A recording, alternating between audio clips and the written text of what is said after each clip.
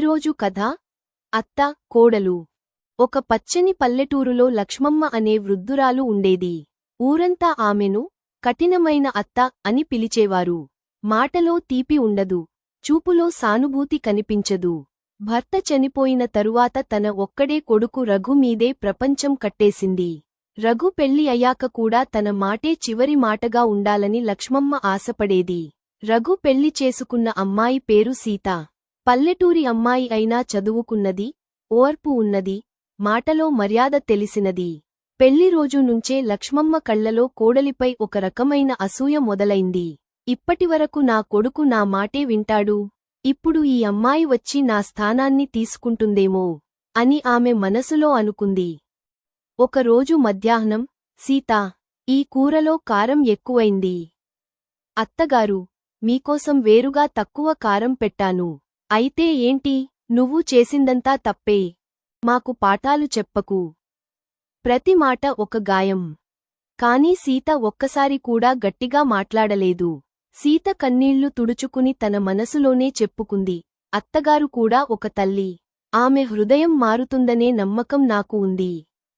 ప్రతిరోజు ఉదయం అత్తగారికి కాఫీ చేసి ఇవ్వడం, కాళ్లు నొప్పిగా ఉన్నప్పుడు నూనెతో మర్దన చేయడం, మందులు గుర్తు పెట్టుకుని ఇవ్వడం, ఇవి అన్నీ సీత ప్రేమతో చేసేది.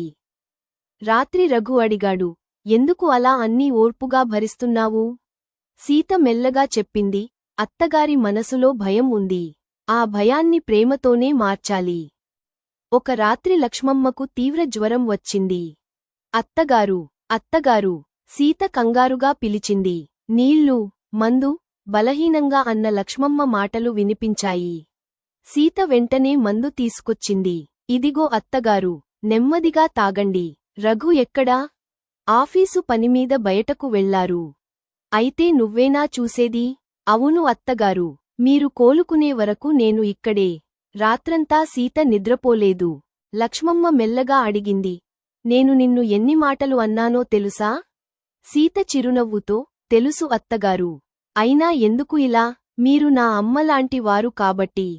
ఆ మాటలకు లక్ష్మమ్మ కళ్ళు నిండాయి. మనసు మారిన అత్త ఉదయం జ్వరం తగ్గాక, సీతా, చెప్పండి అత్తగారు. నేను తప్పు చేశాను. నా భయం వల్ల నిన్ను బాధపెట్టాను.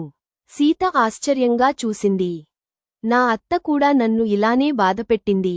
ఆ బాధ నీకు ఇవ్వకూడదని ఇప్పుడర్థమైంది. సీత అత్త చేతులు పట్టుకుని, మీరు అంగీకరించడమే నాకు చాలు. ఇంటి మాటలు మారాయి ఇప్పుడేమో. సీతా, అలసిపోయావేమో. కూర నేనే కలుపుతా.